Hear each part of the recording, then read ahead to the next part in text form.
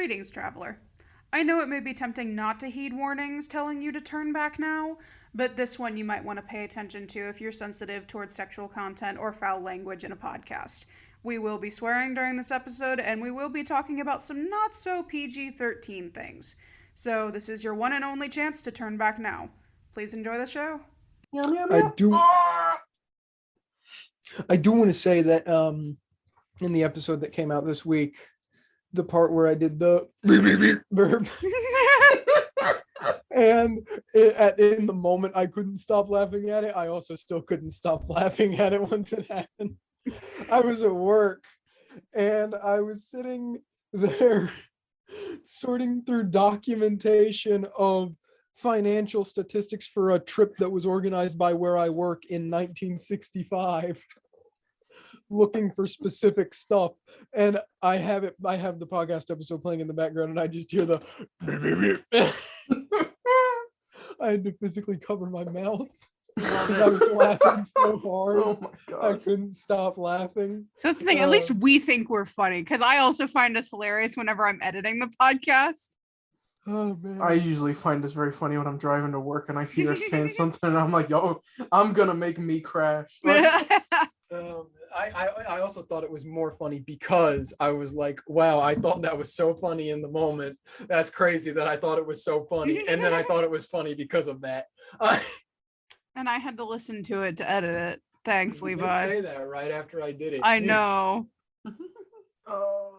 you know, I just watched the video. you watched the video? Meow, meow, meow. What? Hey everybody, welcome to the Nat 1 podcast, aka Nope, because nope, you're not gonna want to hear what we're about to have to say. I'm Pertusik. I'm Levi. And I'm Jordan. One day we need to do an episode where we make our pets into D&D characters. Jordan, you can do Taryn. Oh my god. There is a minute version of this meme. What? There's a minute version of it. What is it? Just it on loop, or? Well, it's kind of it on loop. It's like it just doing the meow sound randomly and then the happening. Oh, So it's like that one time that we played D&D with the 1 hour of silence with the Taco Bell bell in the background. Yes. yeah. Honestly, that's the way to play D&D. If you It's aren't the playing your best. sessions with hours of silence interrupted by random noise, you're not playing D&D right. Or if you just go the full 16 hours while listening to tequila, it's a different experience. Tequila, but it never reaches the tequila. Oh god. That, or if you listen to Meatloaf's Bat Out of Hell on a loop. Yeah. No, copyright. No, change it. And Make that's it bad. I'm gonna have to find a cold open in there somewhere. something about something. Taryn being a pet, probably. Bada bing this. Meow, meow, meow. Yeah, that's gonna be the beginning, is the meow meow meow. I just really like the video, not even because of the log, but the meows going in ascending pitch. Meow, meow, meow. It's funny to me. Oh, Apparently the opening for that goated with the sauce Chinese general guy is sung by Hungarians. Oh, really? Yeah. Huh. Their Japanese is pretty good. I know the band is named Queendom, but anyway, today we're here. You wouldn't think it would have taken us this long, but we're here to talk about our characters. Finally. Well, that's what we're doing today. Oh, I don't think I can talk about mine. Oh, come on, Levi. Child murder is not that big of a deal. You have to talk about every single NPC you've ever made. That's not the part that's the part I was worried about. We're gonna be here for 4 hours, Oh, and I then know. you have to do all of yours. Oh no. 30 humans, 28 of which I made. All of the temple people. If we're doing ones that got stat blocks or character sheets, yeah. That's okay. Well, we'll just talk about the ones that we play. Well, if you want to be technical, you and I have both played all the NPCs as well. Oh my god. What? Okay, We're not talking about the NPCs. We're not doing. You guys can talk about your favorite NPCs to fill in the campaigns that you didn't play in. I think that could be cool. Sure. Yeah. Then we'll start with you, Jordan. What's your favorite NPC that you play? That's No. hilarious. No. One day we'll make you. No, we won't make you. I've but- told you I'm gonna run Call of Cthulhu as soon as I That's true. learn how to play Call of Cthulhu. Yeah, you can probably skip that first step. Yeah, we did. We did. I know We there's a did, D10 eventually in there it came to us. somewhere, so We'll just like roll a d20 and divide it by 2 and call it a day. there you go. Now I also have the Firefly TTRPG over there somewhere, so We have D10s to produce it. we do have D10s. What if I don't know how to read up to 10? Well, we also have the D100 Oh golf ball. no! The golf ball. Oh, we do have. We have the D1's golf ball. So we'll just do the We golf just ball, but all divide have by to get 10. golf balls. Yes. I feel like that's what needs to be added to my dice collection. Golf. The golf ball. Everyone We pull all out your gotta golf get a ball. golf ball. Yeah. You know Taryn be the one to show up with a golf ball, but he actually like painted all the numbers, or he markered each number for each dimple on the golf ball. That would be really funny, and he A would. fine point permanent marker that he has. Anyway, characters though. Characters. Not golf balls. Not golf balls. Not brothers. My first character, golf ball. No. Squiggles. I don't really know what order we should go in. I don't know. I don't know. We'll just go reverse age. So Levi, Jordan, me. Oh, okay. I'm always in the Um, middle. This is my place. Youngest to oldest. Should have been born something else. I don't know. Should've been Some other born- time. I should've would been born still before be. Christmas 1999. Yeah. Oh, that was in sync for me. Hi. What was it? Yeah. Cinco de Mayo. No. So Which one do we start? Should we go chronological? That'd be easiest. Chronological. Probably. To think of. chronological order. So, well, what are we considering the first campaign? Yeah. Vivia? Well, I'd say let's start V1. V1? yeah. Okay. Vivia 1, I DM'd my favorite NPC from Vivia 1. Probably no, I was gonna say 1, but I was like, no, that doesn't count. Probably Irham. He was pretty much Irham was pretty much the because I had drawn the Vivia world out and it had a map and everything, but the story was pretty much completely and entirely kickstarted by the idea of what I wanted Irham's character to be. And then Really? it started off of that, which is Irham's character was kid who got orphaned. His family was attacked by orcs. He got sold into slavery, escaped, went and lived with a mage / artificer for a time, and then basically became not a chosen one, but like he was picked. He was picked for his role by a god, pretty much, and then became a leader of men because of it. Became an emperor because of his pickage, his being picked. And yeah, he was the entire because I had to make a god to pick him. So that's when I made the gods. And I had to make a scenario in which he got orphaned. So that's when I made the scenario that was befitting of that, which kickstarted history in the world. And then I had to make stuff for like, oh, this is why these races exist and interact with each other, and this is why they're in these locations and all that. Yeah. If I had to give a class to him, he didn't have any class levels because this was before I was like, you can't give NPCs class levels. What's wrong with you? So if I had to give him class levels, probably just be a fighter. Think just a fighter? Probably a battle master fighter. Battle master? Not champion? No, No. probably a battle master fighter. Give him that commanding strike or whatever it Yeah. is. Strategist. Yeah. Yeah, mastermind rogue levels in there. No. I've always wondered about that. I know that they're god characters, so it's like, oh well, probably more stat block than character sheet. But I was always like, what class would you give to some of those characters? But Mhm. I was around on that same page. I was thinking fighter or paladin for Irham. I was thinking paladin.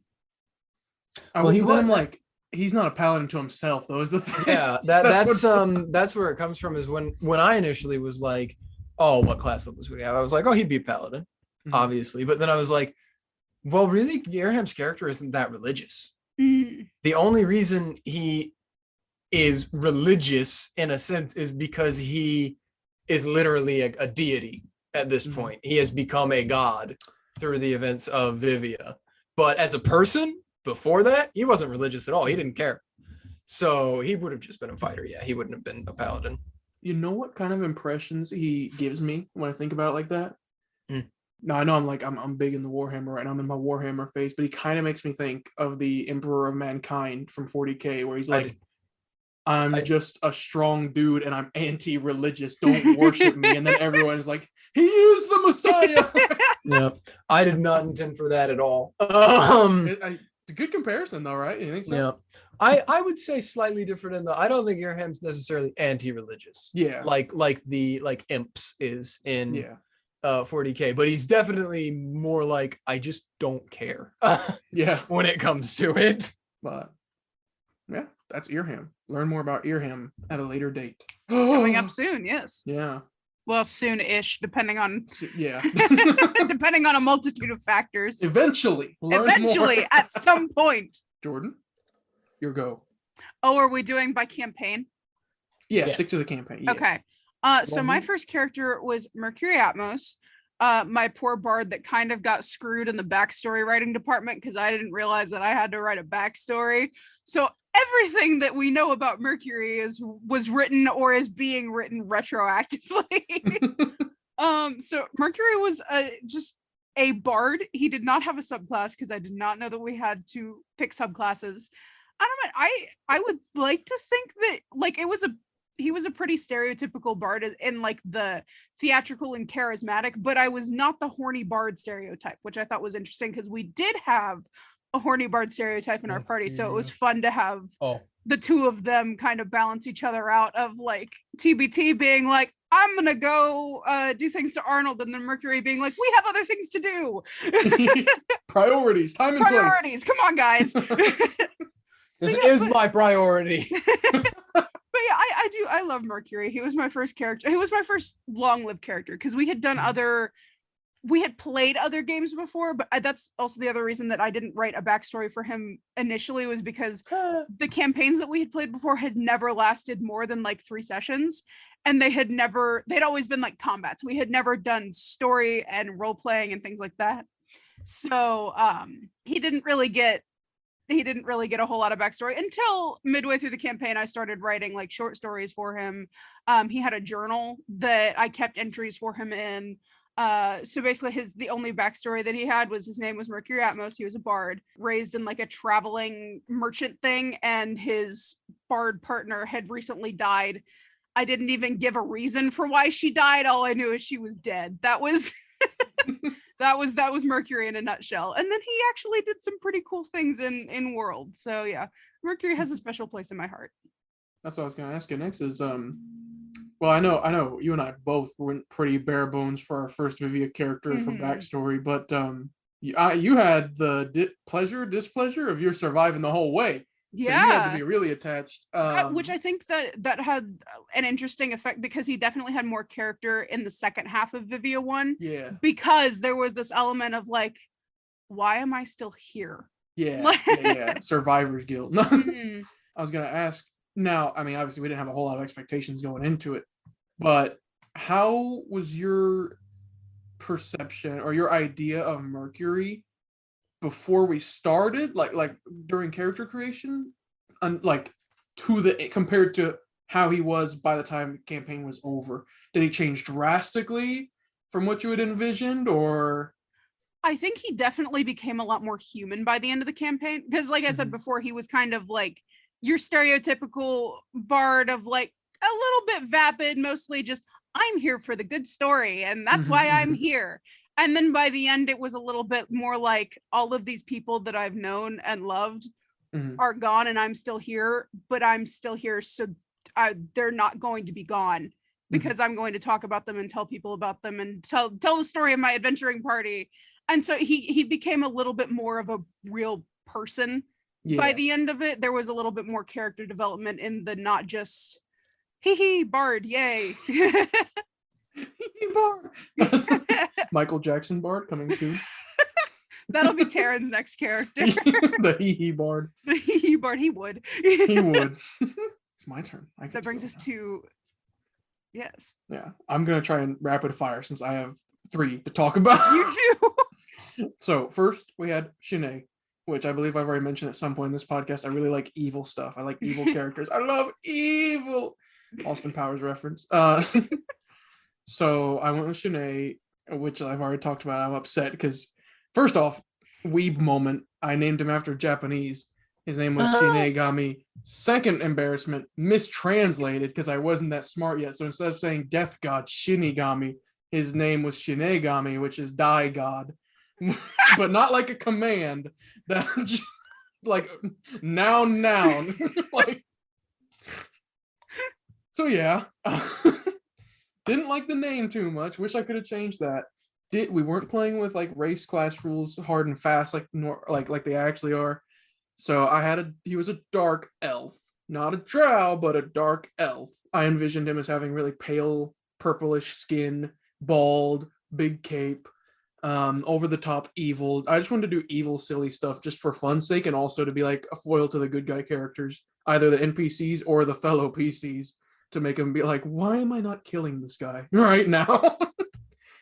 Had a lot of fun with him because I just got to pretty much do whatever I wanted because he was chaotic evil turned neutral evil. Also didn't know warlocks were a thing, so he was a cleric, even though he definitely should have been a warlock. Then we got Ulok, took his place, and it's a rule of mine. Whenever an evil character of mine dies, next one that comes has to be a good character, so I made a neutral good character, Ulok. His name, I liked his name a lot, Ulok Hata, which I got from actual Norse, and that meant, let's see if I remember, it was something like outsider hater, but it was not to be like, I hate people outside of my country. It's supposed to be because his whole thing was he hated demons. He hated the demons. Yeah. So his name came from Norse for like outsider hater or something like that. I really liked what I did with the story, but I also feel like in retrospect, it was kind of like a DM trap kind of, or like a bad evil trap kind of thing, where it was like, hey DM, I want my character to have like lived for eternally, but he's not overpowered, I swear.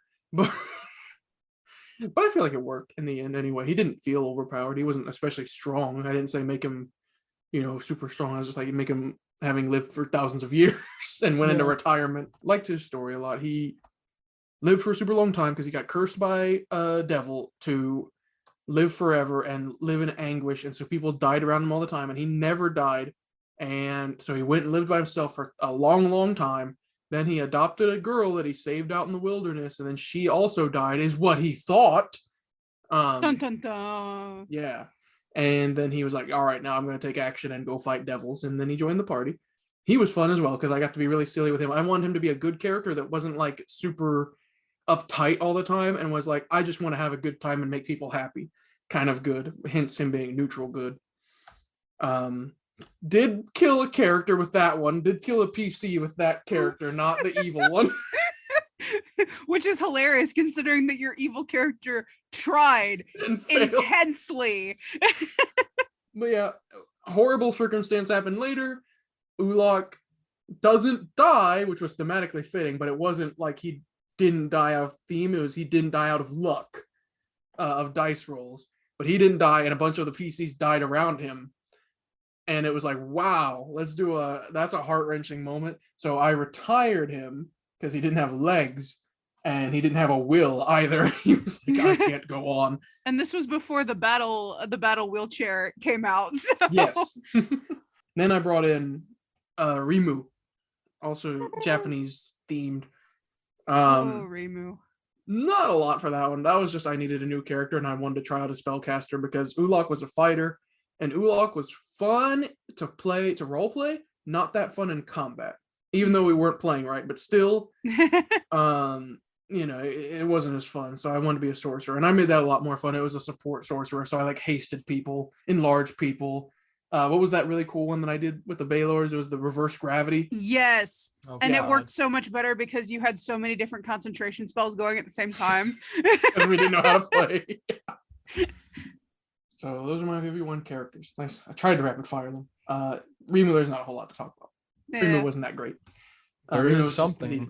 Rimu was only there for a short time because Rimu was kind of like Artorias, where it was like the last stretch. Yeah. And so it was kind of like, oh, these people are here now, off to fight the bad guys. Yeah. There's one thing to talk about, but I'm not going to say what it is so that the audio listeners have to anguish and try to figure out what it is, but we three know what it is. You'll have About to find Remu? out. You'll have to find out during the Vivia 1 retelling. Ooh, I did want to mention one cool thing I did with Remu. I've had various naming conventions throughout every single one of my characters. Remu's name was actually an anagram. I forget what Remu's last name was, but the whole name came from the word timorous, Huh. to be What? shy and stuff. Oh, Yeah. I've never heard that. Yeah. Well, I was looking up synonyms. I had to go to a thesaurus. Timorous? Timorous. Timorous. Yeah. Because I knew that I wanted to have a very shy, not Wasn't it- outspoken character after Ulok. Wasn't it Soto? Wasn't that the last name? Yes, Remu Soto. Yep. Timorous, showing or suffering from nervousness, fear, or lack of confidence. Yep. That's fun. And I was going to proceed with that, but then I was like, this is too difficult. It All was my really characters- funny that your character was obsessed with TJ. Yeah, I TJ was new to the group, and I like latching on to him to force him into awkward situations. That's very Like, funny. Ulok being the one that's like, he's the Constant one one. that casts real, constant one. He casts real magic, and then Remo being like, I love you. I just like forcing him to RP in different ways because he was new. Yeah, that's my characters. You guys got any questions about any of those? Anything you've ever wondered about my characters? I kind of think that you should talk about a little bit the ending, like the actual ending of Ulok, that conversation, because that was one of my favorite moments at the end of Vivia 1, other than him getting pushed down the stairs before he got pushed down the stairs. Oh, yeah. A very sweet and tender moment before TJ pushed you down the stairs. Let me see if I can remember how well I can remember it. So Ulok was cursed to live forever. But then the party sort of got rid of the devil that had cursed him and had ended the conflict. So then his age caught up with him rapidly and he was decaying, but he got to have some final words with TJ's character at the end there, John Constantine. And it was just like, oh, you guys did good. I can't remember what else he said though, but it was nice to have like some closure for his character because he was like, finally, I can be at peace. I'm at rest now because you guys were able to free me, and I know you guys are gonna do good. Ascends to heaven into dust. Down the TJ's stairs. character pushes down the stairs. I did want to mention because no one ever actually brought it up. Like no one ever asked me about Shanae's backstory. He wasn't really a backstory character though. He was a 4-story kind of character. That's what I was gonna say. I didn't know that he had a wasn't aware there backstory. was. Yeah, it's not that crazy. Like I said, he was pretty stereotypically evil, so they gave him a stereotypically evil background.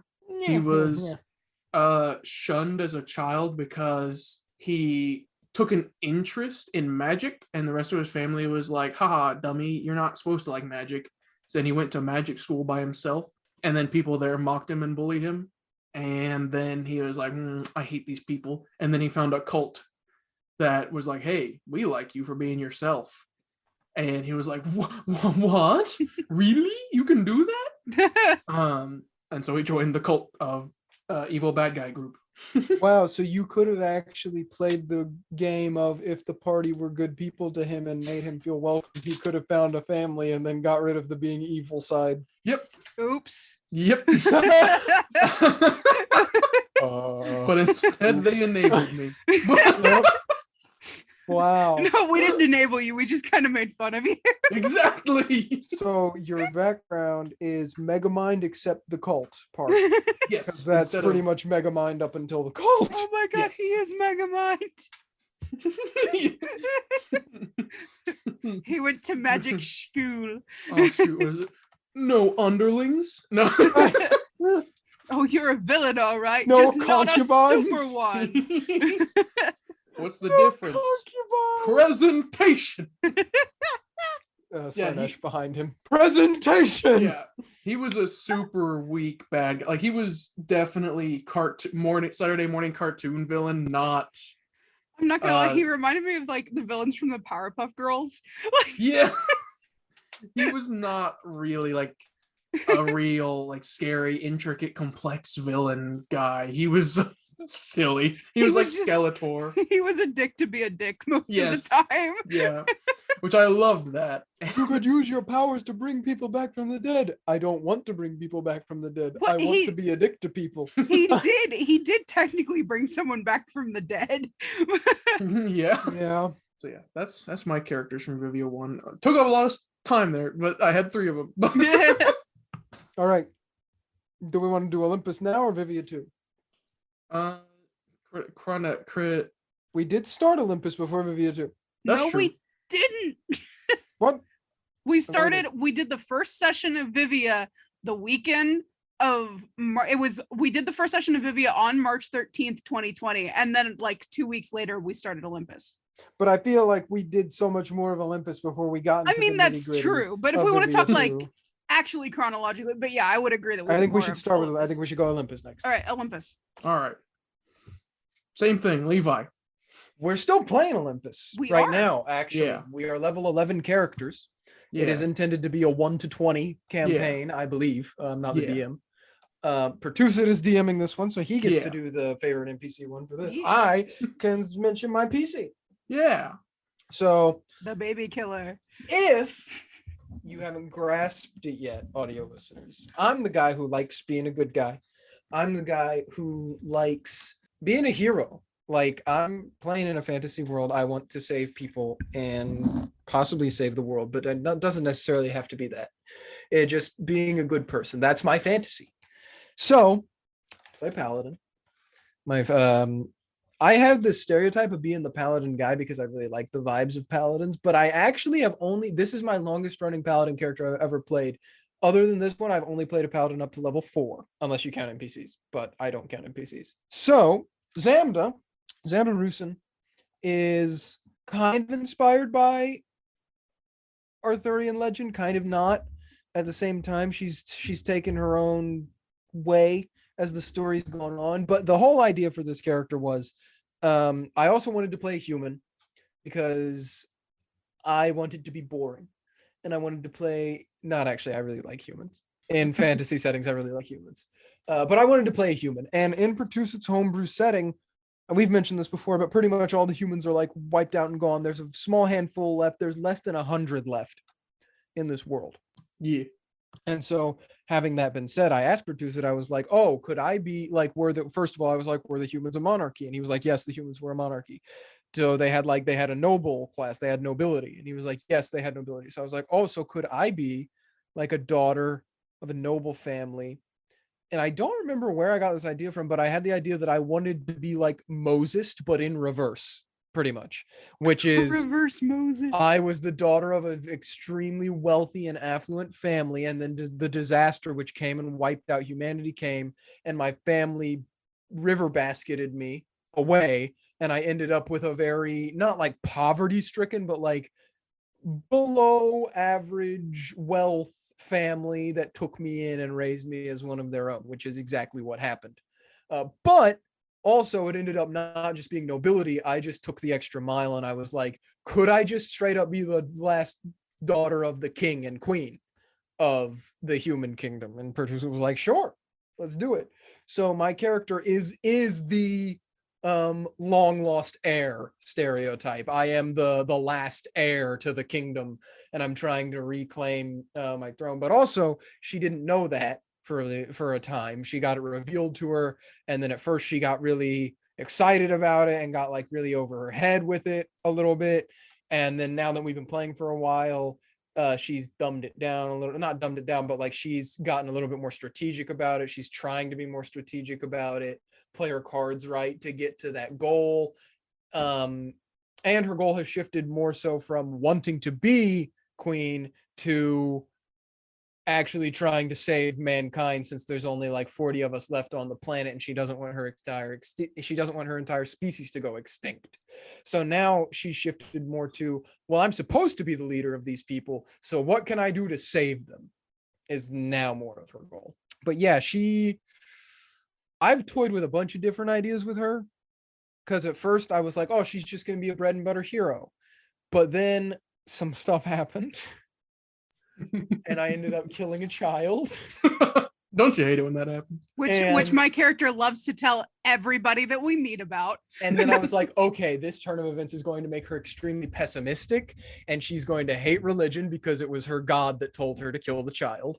So she was like, she's going to hate the god. She's going to become like, I don't know what you would call it, because atheist is you deny the god, but like pretty much atheist, but like a hostile atheist where she knows the gods exist, but she's like, you're stupid and I hate you. You're Because you did aggressively this to me. denying them. And Yeah. an anti-theist. How Yes, about that? an anti-theist. She did that for a little bit. And then as the story progressed, she started to come back around and was like, okay, they have some merit and value. They're all still shitheads though, but some of the things they stand for aren't so bad. So she is no longer an anti-theist. And then as the story's progressed even more and things have happened, she's been like, okay, there aren't as many people in this world as I thought that can stand up to all the problems like me and my friends have, even though we're also just a bunch of idiots. But we're pretty strong idiots and we're going around solving stuff. So maybe we should like actually try to solve people's issues and be good people. So then she went from being a pessimist to more of like a pragmatist. And now I think she's starting, in the recent arcs we've been going through, she's starting to come around to being more of an optimist again. She's starting to get back to her original self, but like now it's like a more well-rounded version instead of the very naive version of the original self. Character arc. Yeah. Except it's character circle. Yeah. Character loop. Yeah. It's the hero's journey. But Yeah. Yeah. All right. I was going to ask you how you feel about the evolution of Zamda, but you've pretty much addressed that already. Do you like it? I very much have enjoyed. Sorry, I was drinking something. So- I was there for every different shift and turn that it took. I was immediately like, oh, this is going to be interesting. I'm excited for this. But I think I'm happiest with it as it seems to have progressed to this point. I think I very much enjoy the more of, at her heart, she's a good person. So I'm happy that it's come back around, I think. I won't lie, early on, for our watchers and listeners alike. When we started this on, it was a long time ago, and it was very sporadic that we played my campaign. It was split up a lot because of the world situation that went on. And so I was definitely still a noob DM when we started, and a lot of it, we are more of an RP heavy group, so there's a lot of times when Levi's character Zamda being the good guy character, I was like, ooh, I want to force that character into harder decisions and harder situations. So off the cuff, I would come up with something that negates the good guy logic and would have to make you think more about your decision, even though it might mess with my world building, because I was too obsessed with making you have a nuanced situation than I was with making sense. As we went on, now I've done it less because I'm like, well, this doesn't need twists anymore. I don't need to twist it. You've been through the ringer enough. Please. Yeah. I'll still My throw some spine loops can at only you. take so much. But it's not going to be nearly as fast and loose as it was before. Like, kill a child. It's the good thing to do. But that's an early example of exactly that. Destroy the child. Save them all. But yeah, that's Zamda. Jordan, what do you think about Zamda? Well, if we're speaking from Arlo's perspective, Sam's my best friend in the entire world, and I love her so much. And oh my god, we're the best of friends. And also, we have other people that travel with us, and go on and on and on. I really like Zamda's character development, and I think that it's been very interesting to see. Because at the beginning, I don't think Zamda was very partial to anybody in the group because we were all garbage people. Yeah. Definitely now, even though she probably wouldn't say it out loud in front of everyone else, Zamda and Arlo, which is Jordan's character, are probably the closest two people in the group, I'd say. Yeah. Especially according to Arlo. Yeah, very much so. According to Arlo, yes. And according to, I don't know, Dionysus. No. But yeah, let's go to you, Jordan. Let's talk about We Arlo. share PTSD over We Dionysus. do share PTSD. We're trauma bonded now, buddy. Yeah. That's my term with the PTSD stick. No, no. Oh goodness, what could be said about Arlo? What couldn't? What couldn't be said about Arlo? I just turn my brain off whenever I play Arlo, so I don't really know half the things that I say when I'm playing Arlo. In her original concept, Arlo was a former Dionysus cultist. Because I went for I can never remember how to pronounce it. Bertuzza knows how to pronounce it, but I only read the word, so I don't know how to pronounce it. The cultist, Maenad? Maenad, yes. Maenad, one of was those was the legend of the Maenad, which were the crazy Dionysus cultists who were women that were so devoted to the cult of Dionysus that they basically drank themselves into this frenzy and would rend people limb from limb. And so that's kind of what I based Arlo off of, was this myth of these crazy women who were so devoted to the Dionysus cult that they lost all sense of reason. And so basically Arlo was one of these women who then snapped out of it one day and was like, oh dear God, what's going on, and ran away. And the cult did not like this very much. And so that's kind of where her story started. And we've gotten some tidbits here and there that maybe the reason that the cult was mad may be a little bit more nuanced than just nobody leaves. Arlo is probably, out of all of us, the one who has had the least amount of their backstory, I don't think revealed, but explained. We've gotten a decent chunk of Arlo's backstory revealed, but definitely not all of it explained yet. Yeah. And we're more than halfway through, according to our levels, at least. Well, and part of that is due to the fact that whereas Mercury didn't have very much of a backstory, Arlo had a very fleshed out like character profile, but I left a lot of the backstory open because I didn't know what Pertuzza had planned for the Dionysus cult, so I didn't know if it was going to be like she kind of blew this out of proportion in her mind, or if it was like, oh, it's way worse than anybody could ever expect. Turns out it's way worse than anybody could ever expect. It was B, yeah. So now even I don't know some of the stuff that happened to her in the cult, so I kind of we kind of play it as like it's her life has been so traumatic that she has repressed a lot of it. And so a lot of her experience, and she does know to some extent, she knows the things that she did, and she knows a lot of the things that happened to her, but she can't really talk about it because it's just so like, she kind of goes catatonic anytime it's brought up, which brings us to Arlo's drug problem. She doesn't have any. That's the problem. No, that's the problem, because fucking Zamda flushed my stash. I did do that once. But the thing is also, Arlo does not just have a drug problem. It's far more nuanced than that. But right now it's kind of played as like, oh, the crazy satyr has a drug problem. But there's a reasoning for it, and there is a story reason for it, at least in my brain, but it hasn't been really brought to light. The funny thing about Arlo is she does not drink. She very staunchly does not drink, but she will do any drug you put in front of her. I believe last session we played, something was brought up about that, where some character was like, you want to drink? And you were like, oh no, I don't drink. That's horrible for you. No, it wasn't. No, it wasn't. That's horrible for you. It was Reiko was like, hey, Dionysus, and I just went, no. Yeah. Just straight face. So yeah, that's Arlo. Oh, also Arlo is a satyr because I followed instructions and did not play a human. Guys, you're doing a Greek campaign. What do you want to play? I made some homebrew race. He didn't say don't play a human. He said, please, I don't want you to, but it's okay if you do, but please There is a suspicious amount of humans in the non-human campaign. Said, I think I would play human. That's how I get 3 PCs that were humans. I'm a good player and I followed directions and didn't play a human. He didn't forbid it. He just very heavily suggested against it. I know. I just like making the joke that there are 20 humans and we know all of them. But also, to be fair to me, I thought I was going to be the only one. Yeah. Because that was my story. I was like, I'm the last of my line and I have to save what remains of my people. And it's like, I'm Hector. I'm also human. Oh, hey, Hector. I'm Darkness. I'm also human. Oh, hey, Darkness. I'm Darkness's entire family. We're 6 of the remaining humans. Oh, man. Yeah. I do love bringing this part up. What is your guys' theory about Methus and Arlo's connection? Why don't you share that? Oh, I think they're definitely related. Methus, for the audio listeners, Methus is the last we knew of, was the Dionysus cult leader. He was the head of the cult. Well, the cult that Arlo, the Yeah, branch that the Arlo was sect. from. Yeah. The sect that Arlo was from. He was the leader. And we hope we killed him. I don't think he's gone. He's gonna come up again.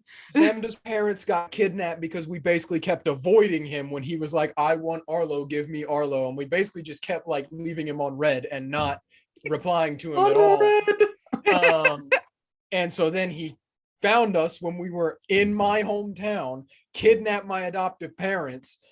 Zamda got really angry. That was one of those moments in the story where like Zamda's character changed because something happened big to her. That's like my favorite thing that's happened in the entire campaign was that night. That was the best. It was really good. Yeah. So then Zamda and Arlo and another PC, Hector, hunted down the Dionysus cult and fought them. And really tense battle that we almost did not win. We killed Methys, but then Dionysus came and was like, I don't want it to be over yet. This is fun. So he possessed Methys, brought him back, and like supercharged and made him more powerful. And then we had to fight him again. And then we barely, by the skin of our teeth, got him. And we disposed of the corpse. Like I don't even. And actually, we did burn. And I would like to mention at this thing because there was a point at the end of that fight, Arlo could have had the last hit on Methys and did not take it to save Zamda, which I think is a very big character moment for Arlo. Yeah. Mm-hmm. Also, throughout that fight, Methys never targeted Arlo. Yep. And in context leading up to that fight, we were trying to find out some of Methys' weaknesses, and we learned about how he became the cult leader pretty much, and his whole family and all this stuff that happened before. And at the end of the fight, he called out to Arlo, but didn't call her Arlo, called her a different name, which I forget was Myra, which was the name of his daughter who got killed, supposedly. But that he killed. That he killed, according to his journal. And he said, Myra, you're so beautiful, and then died. And so I, as Levi, 100% convinced that Methys I think he's still out there somewhere. I fully believe he is Arlo's dad, and Arlo is Myra, and somehow that situation didn't go exactly how it's described in his journal. And that's not true. As Levi or as Zamda probably thinks, well, that was probably Arlo's dad, but we killed him. So Zamda's like, yeah, I want to believe that he is dead, so I'm going to believe that he is dead. That's what Zamda thinks. Same thing as me, except for the him being alive part, pretty much. I don't know. I think he's definitely there, definitely related, and he's definitely still out there. The thing about Arlo is she is not entirely convinced that is what she heard, because she has a very hard time trusting her own mind. So in the back of her head, she's still like, I think that's what I heard. And I think that's what happened. But I know myself to be my own unreliable narrator. And so there are a lot of things, there are a lot of just like points in Arlo's stories and in other people's stories where she's just like, I think this is what's going on, but genuinely it could be something else, because she can't conceptualize. And so that's kind of, but the thing is, Arlo is smarter than a lot of people, and even she gives herself credit for. True, very true. Arlo is much smarter than a lot of people think, and part of that is intentional on the part of Arlo, and part of that is Arlo not being lucky that she's very recently. Arlo has pulled some smart stuff, which is shown a little bit more. Like basically, we've run into some people where we're doing a lot of more RP heavy sessions recently, and there's some intrigue going on. There's some secret spilling and some secret keeping trying to be had. And Arlo has been very active in that, especially in the most recent session. So, although it still makes Levi nervous because I have a plan that I won't tell him. Does make me very nervous, but I don't think that Jordan or Arlo would do anything that is against the party's interests per se. No. So I'm safe in that regard, that much. I just worried about what it's going to be because she won't tell me. Well, and Arlo has the tendency to say things that should be, that she tends to say the quiet part loud. Yeah. Yes. This is Zamda. She killed a child. Yeah, that was the joke that we had for a while. So yeah, that's man. Arlo. She's my wonderful little crackpot. Yes. Oh, and I don't know if I mentioned this, but she is a cleric barbarian multi-class, which Yeah. is fun. I'm just a amazing. paladin, guys. And I wouldn't change either of them for the world. Would you change any of the other three though? Oh, You on can tell a us. dime, yeah. No. Not even Iris. I think Iris is evolving in a great way. I do would I, agree with actually. that. I love Iris. I think Terran being a little greedy, like nosy goblin has made him have a character arc that that he and I both are enjoying. No, he does a really good job of playing Iris, and I really like the way his story's going Greedy right now. nosy goblin. That's what he is. Context to come later, I suppose. Taryn is the richest member of our party. Let's just leave it at that. Yeah. I was talking about the if you look at it on D&D Beyond, it kills you sword. Oh yeah. That's also true. Brief context. I make a lot of homebrew items. Sometimes my players like to go on D&D Beyond and like search for my homebrew items and get like spoilers. So I made an item that if anybody finds it in the description, it says, if you know of this item outside of the game, your character dies. Taryn found that item. Okay, But I want a clarification on that. You say players, you mean Taryn and TJ. Yeah, and Levi sometimes. And but I me. think Levi has been staunched. Once this item was revealed, I was like, I'm never doing it again. I've learned my lesson. Once producer told us that this item existed, I was like, all right, you have reformed me. And I haven't done it since. But in any event, now it's my time to talk about my favorite Olympus NPC. Yes. So you two could probably guess pretty quickly which one is my favorite. The one that I have the most fun with, the one that I love the most. What would you think? Who you think it would be? The man himself, Terexo. Levi? Yeah, I was gonna guess Terexo as well. It's Terexo. Okay. I love Terexo. In my world, Terexo the Fourth is the son of the leader of the Elf oligarchy. Terexo the Third, naturally. The Elven oligarchy, Zodica. They have a council called the Highest. Terexo the Third led this council. He was like the main leader of the council of the Highest. And Terexo the Fourth was a son, and it is stated this is not like a hereditary position. He's not going to inherit it. I can't say too much about Terexo because spoilers, because they're not there yet. Oh, you could. We though. don't trust him. That's the entire party thinks he's sus. Yeah, I've mega played him sus. to be a little sus because I want everyone to question him. Why is he doing what he's doing? What does he want? I've played him in just enough of a way that he has secret goals and objectives that the party doesn't know about. And they are sus of him, but they don't know necessarily what his real intentions are. They just know that it's sus. We He's don't know doing if it's something. bad or not. So we can't be like, he's a bad guy. We got to get him. So we're trying to figure out what he's doing so that we can figure out if he's a bad guy or not. Yes. Arlo's ready to kill him on sight. Which is part of the reason I love him. The other part is when they actually interact with him, he's just a goofball. He will say the dumbest stuff and admit secrets immediately if asked about them. Now, whether or not he's telling the truth, is another question. It's also sus. But he will just talk and he will say things and he'll be silly. His verbal components for one of his spells is it Baba Booey? Yeah, It's Baba Booey Baba for Booey. teleport. For teleport is Baba Booey. And he's helpful. He literally saved Arlo's life at one point. He did. That's like she I don't was know why. actually dead. Yeah. He used resurrection, 7th level resurrection on her. And he helped them escape Zodica. However, he has now usurped the throne of Zodica and slain the oligarchy and has turned it into more of a, I don't know, Levi, you're more familiar with that. What would that be? It's not quite a monarchy, is it? Well, if he's not intending to have it be hereditary, it would be a dictatorship.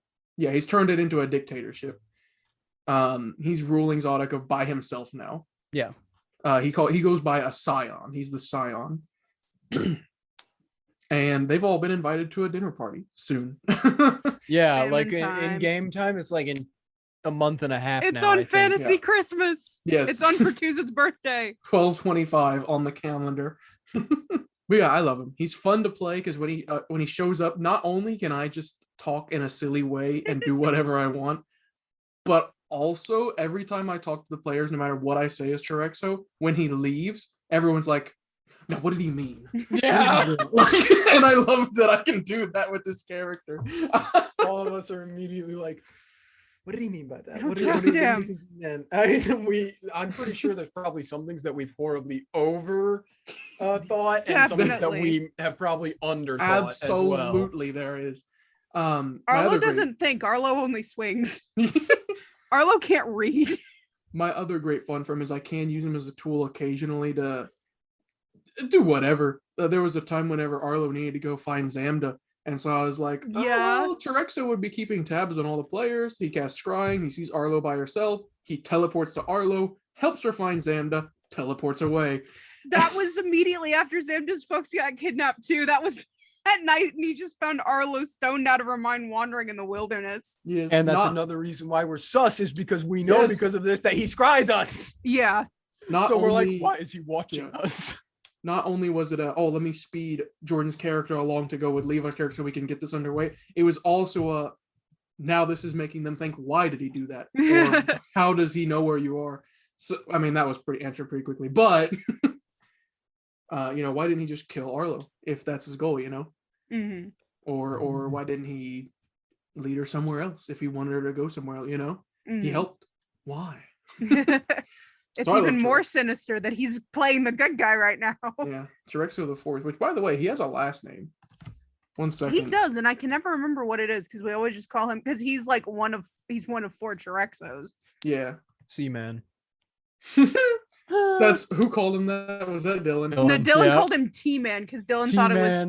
Because Terexo. he thought it was Well, T-Rex. That's to be right. fair, then I when we did corrected too. him, then he called him Seaman. Yeah. I also thought it was spelled with a T before you actually like spelled it out for us. I have Um, always known how it's spelled because I always ask you to write down the names. His last name Good is little note taker. Demetrius. Terexo Demetrius the Fourth. Demetrius.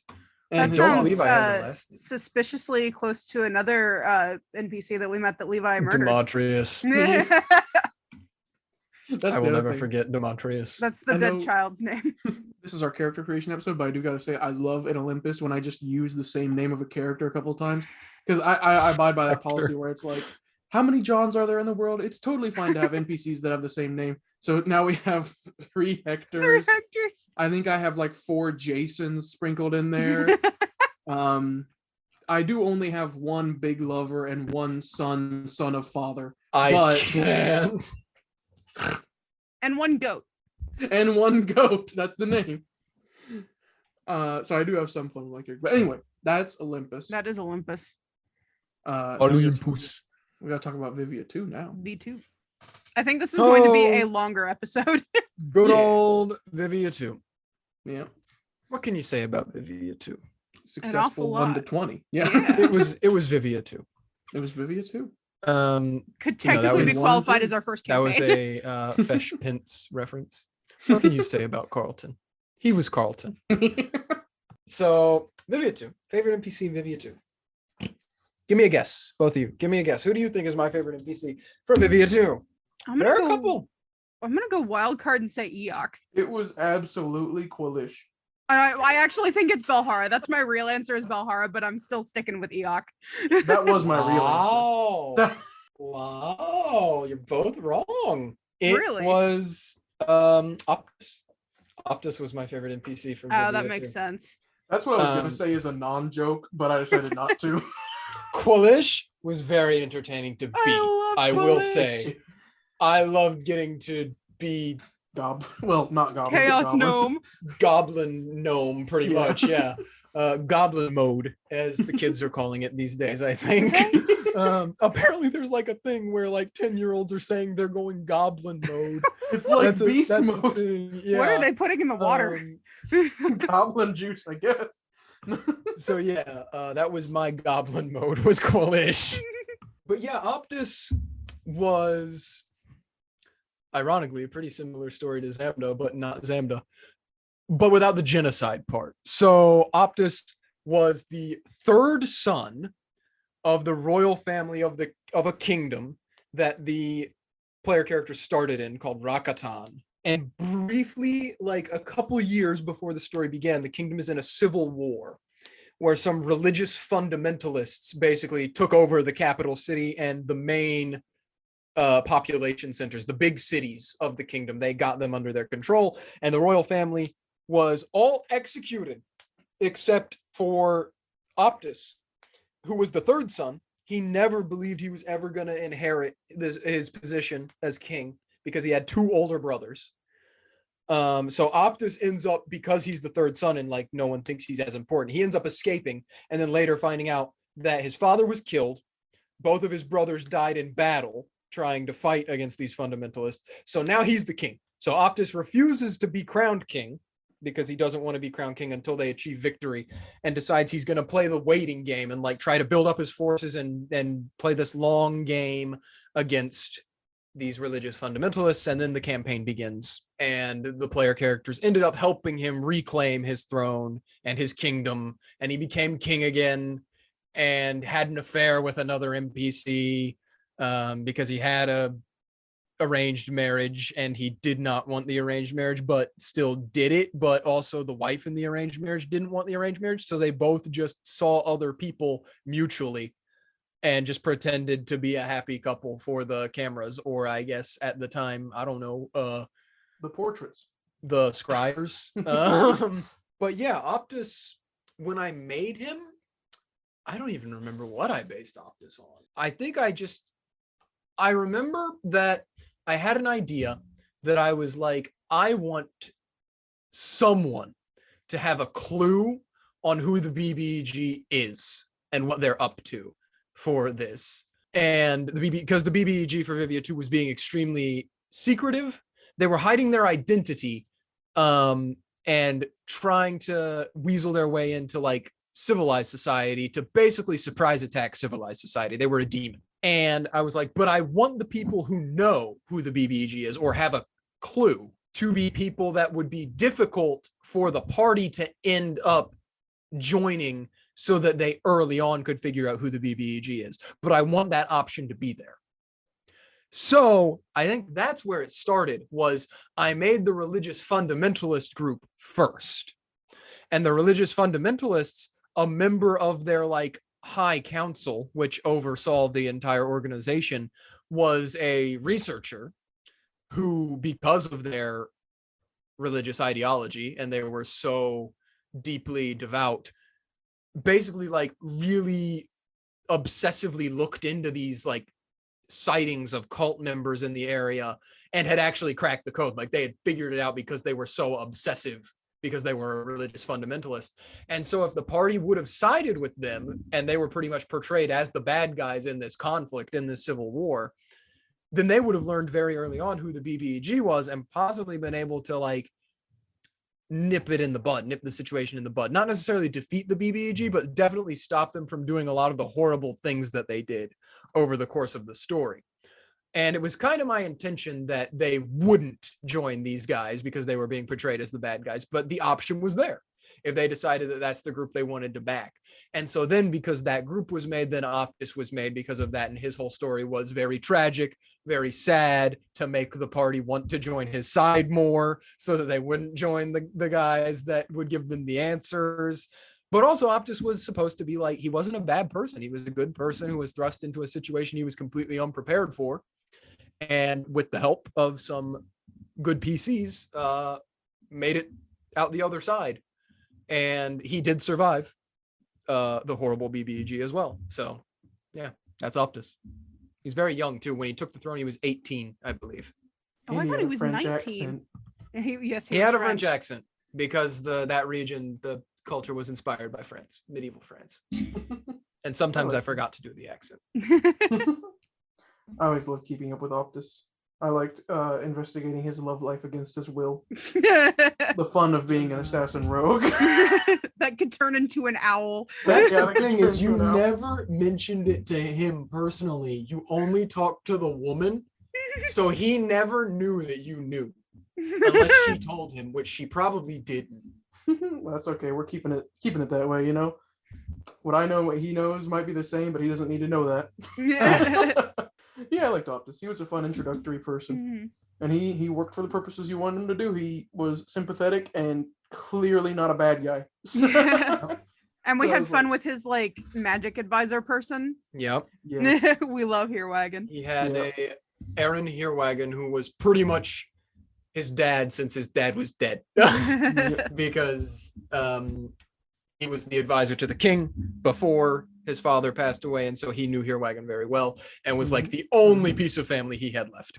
See, from my perspective, I would like to think that Optus found us at least slightly amusing in our antics, but then every time we showed up, Optus was like, "Oh, hello again," and Hearwagon was like, "Oh dear God, they're back." Yep. Yeah. Yep. Very much. Yeah, he was fun. Well, So, Mercury, not Mercury. Wrong campaign. we're going back. We're No, going backwards. There's no more to say about Mercury. I told you, I haven't written it yet. What have you written in the time we've been talking about Optus? Yeah. No. Atlas. Atlas, yes. Battles. My my second character, my first Vivia 2 character, my only Vivia 2 character, because I did not lose a character in this campaign either. Atlas Draven, who was a half-elf spirit medium, which was a homebrew cleric subclass, which was remarkably at the same time broken, but also not functional. You might be asking yourself, audio listeners, why would they be a cleric when there's a bard subclass that's a spirit medium? You see, here's the thing. I came up with that. Well, okay. The medium subclass is actually from Pathfinder. Like there is actually a medium subclass in Pathfinder. And this was something I found, it was on a D&D subreddit or something, that somebody had made a spirit medium class for 5e. And so originally that's what I played, but we play on D&D Beyond and you cannot make custom classes on D&D Beyond. You can only make subclasses. So Levi and I ended up talking, and I think it was between a cleric and he was almost a sorcerer was Yep. the other option. And we Oh, that decided that makes sense. cleric fit better, and also because our party did not have a healer. Yeah. So Atlas became a spirit medium cleric and was a very good cleric because he kept the entire goddamn party alive for the entire campaign. But I like playing Atlas. I definitely had a backstory for. I had a very long backstory for Atlas because Atlas was a half elf who had been dropped on a cleric and was raised by this cleric and then started seeing ghosts. And just that was like his whole thing. Is one day he was like, I can see the people in the corner, and his mentor was like, oh no, that's not supposed to happen. And so yeah, Atlas trained as a spirit medium and also a cleric. It kind of weirdly intersected, and then he was murdered by his best friend. And so he went on the run when he miraculously did not die because his mentor pulled some wacky magic shit and brought him back from the dead. But then he was like, if Valid sees you, that's not gonna help your case with him accusing you of witchcraft, so you should probably get out of here. So he went into hiding and then joined the party.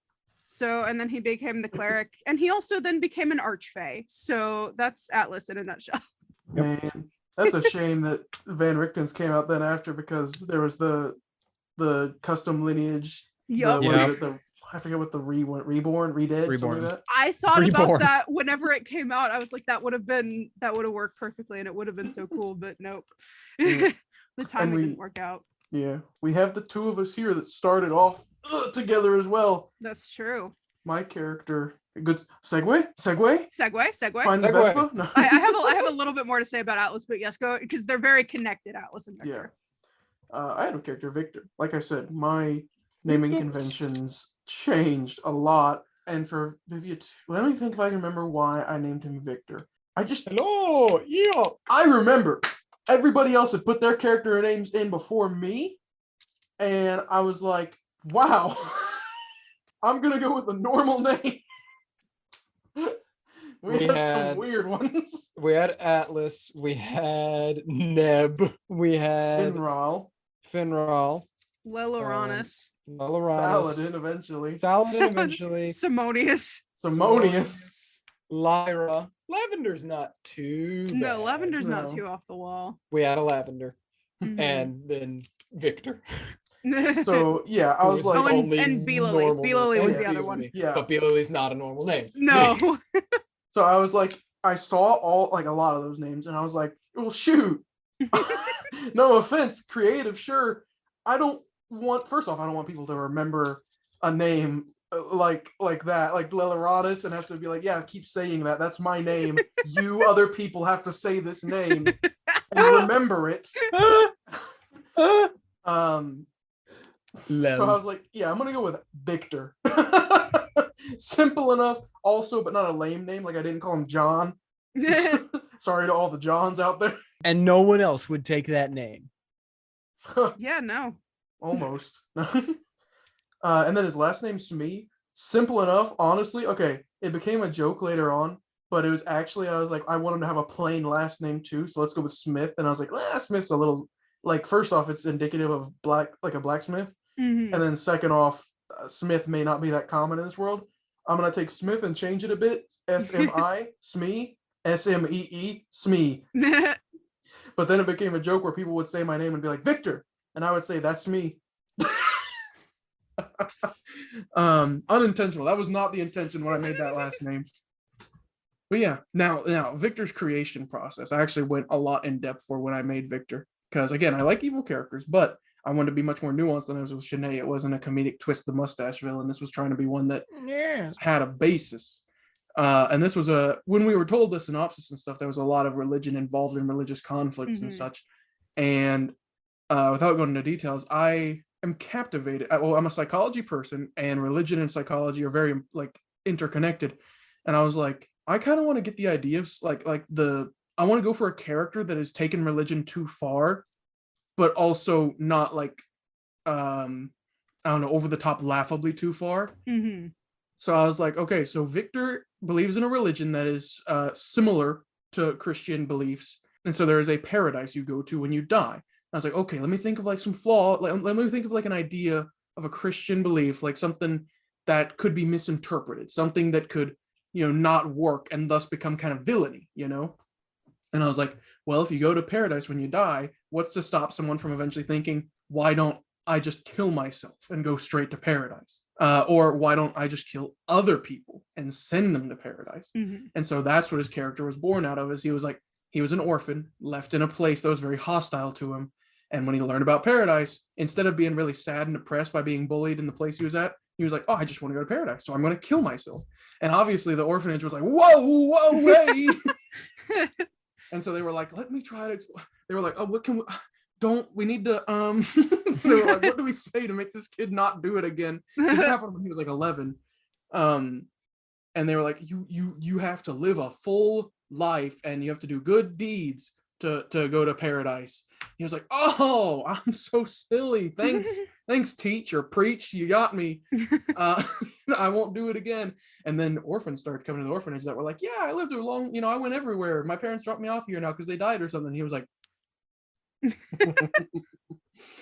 so you're saying you lived a full, happy life? Is that what you're saying? And it started with one. He killed one, and it was it was like a breaking moment where he was like, I've done a bad thing, but I can't recognize I did a bad thing, so I'm going to repress this and treat it as if I did a good thing and continue doing it. And so as he grew up at that orphanage for the next 12 years after the incident, he killed 24 or 27 children at that orphanage, buried them in a barn nearby that wasn't being used. Then the barn got sold. Someone went in to check it. Children body. And then the town was like, who did this? And Victor was like, hey, that's me. Yeah. That's my handiwork. Yeah. And they were like, what? And he was like, paradise. And then they were like, pitchfork, torch, get him. And so he fled and then came north and found the party. And he found this person that could speak to dead people. And he was like, hey, can you see if like my old friends are in paradise? That was the first interaction, because Atlas had a booth in a fortune telling booth in the town that we started in, because that's where he had been hiding out after his exodus from his hometown. And so Victor had approached this booth and was like, yeah, can you talk to my old girlfriend? And so Atlas channels the old girlfriend, and she's like, no, it's cold and dark and I'm miserable and I hate it here. Victor just had to be like, this person's probably a phony. That is Then- true. Yeah, that's true, because you didn't think that Atlas could actually talk to ghosts for a hot minute. Because of that, yeah. Also, I just want to point out that Victor probably didn't help racial relations between the elves and humans, who already had bad racial relations at that point. Mhm. And then the story gets spread around. This human has been murdering children in Yeah. our town. Like, We have a lot in common, Levi. yours was intentional, though. I did No. not set out to kill the child. Well, hey, I mean, my God told me to do it too. I will say Um, with the theme of religion in Vivia 2, that was another thing that was very interesting with Atlas's thing, because since Atlas was a spirit medium, he was a cleric, but he did not have a god. Mm. And so that became kind of a thing in the later parts of Vivia 2, Yeah. was that the gods kind of took notice of that and was like, hey, you're not supposed to be able to do that. How can you do that? It's that And- meme of Trump going, "You're not supposed to do that." So yeah, and then that ended up being how he ended up becoming an archfey in the end, is because he struck not, I wouldn't say a pact, but kind of an agreement with Titania, because it was more of a, like, originally it was like a for show thing, but then it became more of a functional god and like patron relationship. Mm. Yeah. Because if I mean anyone who knows how clerics work in D&D, think about it for a second, right? You're a god, and you're like, oh, I have my clerics, I have my devotees. This is so great. And then you hear one day, hey, there's a guy that's doing all those things that your clerics are doing for free. He doesn't need any of that stuff that you're giving your clerics. You're like, come again? Get him. So you're either gonna want to take this person for yourself or get rid of them so that it doesn't become a thing and people just abandon you Mhm. and leave you to rot on the side of the road because they don't need you for your magic juice anymore. But also the gods did not know that there were some special circumstances that made Atlas the way they were, and it wasn't just a thing that everyone could do. But that still didn't make it so that they did not want to kill Atlas. So Atlas had to get some protection. And so Yes. she went to the Fey Queen, the Summer Queen. Yep. Yep. And we crisscrossed there because you had a godless cleric and I had a godded rogue. Yes, which was very funny. Yeah. Although they were only godded with the sauce for like the first half Yeah. of the campaign Fucked because up human rogue. their god did betray them. Oh, nutted. The whole point of Victor's god is it was supposed to be like the insert Christian god, but it was moon goddess. And then later on in the campaign, Victor learns that the person that has been speaking to them, pretending to be his goddess from the main religion, is not. It is a pretender, an evil entity. So that makes him go like, well, how much of what I did was actually good and how much of it was bad? Because he was kind of naive. He just went with the religion he was taught, which shook his faith, which turned him in from being a lawful evil human rogue that had the intention of killing people that met his criteria, into someone that questioned himself a lot and had to be like, what is right, what is wrong, talking to people about it. And it eventually made him go like, well, I just want to protect people and let them live their lives. It was almost like the idea that you have of when an evil character dies, they have to become a good character afterwards. It was like Victor's evil died, and so he Yes. had to become good afterwards. It's like Very poetry. poetic. It rhymes. Yeah. I have to ask though, if Victor had not had this change of hard factory reset, would he have ever killed a member of the party? I have to know. That was the full plan. Yeah. Yes. We way before things started, or maybe like after the first or second session, Levi and I wrote down a list of projected character arcs for Victor and sent them to Levi.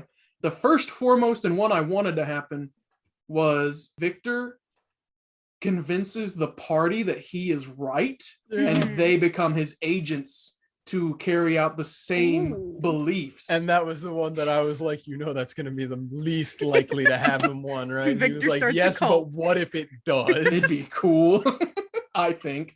And the next one was like the party changes his mind, or somehow he changes his mind. And then I think the third one was he just killed the party and left. Love it. But I didn't really want to do that one because no one likes to be a PvP PC killer. Alternate universe where Neb survived. Guys, I found my dad. I think I can finally say I've lived a fulfilling life, Victor. Fulfilling life, you say. On God. Yeah. On Goddess. Neb doesn't die from bad Terran luck. He just dies because Pertusic kills him. For the second campaign in a row. Yeah. Yeah. Oh that my was god. Victor. Wait, did we just figure out that Neb was projected to die no matter what? Yes. If that had happened, yeah, and if I hadn't gotten reset, yeah. If Neb's death is a nexus event. It has to happen in every timeline. Neb's death Because that's the thing. If wait, because He's the cracking thing it that- open. The thing that sparked Eok, the BBG's interaction with the party in 2 was Lavender getting the item that was a cult icon Yeah. before Neb did. Yeah. But I feel like Terran being Terran definitely would have just tried to steal it later. So if Neb had survived, Neb would have stolen that off of Lavender and then interacted with Eok instead of Lavender. Probably Would've- did You would have had Terran to romance Terran. which would have been Terran being like, eh. And so then just probably dumping the icon in like a river somewhere. You wouldn't have had any of that interaction with Eok, and perhaps the entire story could have went in an entirely different direction where, because no one else in the party knew about what Eok was doing, Victor formulated different ideas and became more dependent. And oh my god, That's the Nexus event. It's an Neb's Nexus event. death has to occur. Yes. Tynan coming back through the timeline. When Neb somehow survives, Oh. you don't understand. Neb's death has to happen. I don't know. I have no idea how bad things would have happened if Victor had continued his evil ways, but I can't imagine it would have been good in any way. I feel like Pertusa, you're the only person in the group that is very comfortable with doing morally incorrect things. As I like as a try. player. It's I try so hard. I think that had you had the ability to, it would have just kept getting worse and worse. You would have just kept doing more and more horrible things because you're the one that like you think it's interesting and you think it's cool, and I'm over here like I don't want to kill the 4 HP commoner, please. it makes for interesting character interactions, Mhm. considerations for, well, yeah, that's the thing. I love thinking and being like, okay, what is this the right answer? Is this an inherently wrong answer? Let's think about it from a moral standpoint, think about it from a storytelling standpoint. Some of the best stories make you think, is he a good guy or is he a bad guy? Or is she a good guy? Is she a bad guy? Or I don't know if I can agree with him or whatever. I love doing that with my characters. And this is an interactive, what do you call it? Cooperative storytelling. Mhm. Yeah. I love being the bad agent. I love being not even the devil's advocate, the devil in the group. I'm the bad guy. William Duh. Eyelash. We don't have a lot of time. I'm pretty sure we're over an hour by some What, change this, now. no, this is gonna definitely. be, this will be a special edition long episode. We're fine. Yeah. We'll keep going. But yeah, I like what ended up happening with Victor. I wish there was almost a way that we could play again in the same way and have things be different. Because I would love to see the different ways things could have happened. Redo the Oh, choose your own boy. adventure. It's like playing EU4 over and over again because you just want Yeah. to see if you can get France to own Spain again or something like that. I mean, if we do that, Terran would definitely be like, I'm not going to do the stupid thing that killed Neb, guys, and then do a different stupid thing that kills Neb. Yes. I should have also mentioned, by the way, if I haven't already talked about it, Victor was a rogue assassin, 17 levels, 3 levels, barbarian, totem bear, because needed to live. Tried to work it in a story by him being like, my god betrayed me, I'm really mad now. And then immediately mellowing out after 3 levels. Yes. And be like, I just want to kill people from the dark again. It's okay. But anyway. Before we move on, we have to mention we're gonna be way over time anyway, so might as well talk about it. Yeah. My favorite moment from the second campaign is actually the last in the epilogue. The epilogue with Atlas and Victor. True. So yeah, we talked about their very first interaction, which after they did the little ghost telly thing, Victor was like, "Oh, hey, you want to go on an adventure?" Mm-hmm. And then Atlas was like, I don't know why on earth would I go on an adventure? Yeah. At the early on, I wasn't entirely sure how to play Victor, but I was like, he would be attracted to strange people that have strange stories or strange abilities. So I was like, he's gonna be like, oh, you can see ghosts, or Want to come with me? Future victim, possibly. Mhm. And then at the very end, after all is said and done, Victor's changed his ways and needs to go meet up with Atlas again for a different reason. Finds Atlas, sends a message to Atlas and is like, hey, go back to where we first interacted. And they walk in and meet each other. And Victor's like, oh, hey, stranger, fancy going on an adventure with me? It was very. We had the same conversation. Yep. But it was very cool. It was a very cool Yeah. moment of like, oh, it begins and it ends Full the circle. same way. It's just like Xamda. Yeah. The Xamda is Vivia too. Victor and Atlas didn't interact a lot throughout it, but they were both survivors the whole time Mhm. and also met and ended together. And I feel like they also were kind of like on similar levels of morality as well. There by was the Yeah, end. I think we were silent definitely- bond that yeah. the two shared. Well, we were Yeah. also kind of the voices of reason most of the time. Yeah. It wasn't a lot like we didn't hang out, but you know. But there was like the mutual understanding of like we're always on the same page. You're cool. You're cool. We're cool. Yeah, I'm cool. we're good. Really, it kind of happened that way because the two of them ended up being the voice of reason for like separate subgroups in the party. Yes, yeah. Where Victor ended up going with Finral, the bard, the very brazen and Mhm. wild bard who would go, not wild like horny bard, but wild like he would enact these random plans that were crazy. Go back and So listen to the Victor- TJ episode. Yeah, Yeah. Victor would usually go with him and try to make sure he didn't die. And Yeah. Or if Atlas, he did, be able to report it. Atlas Go was get the Atlas. one who made sure that the overly zealous paladin and the stupid tieflings didn't go off and break things and ruin the entire party's image and things like that. And a Terran sit. Yeah, And a Terrence, Terrence yes. it. And also cleric moment of like Saladin.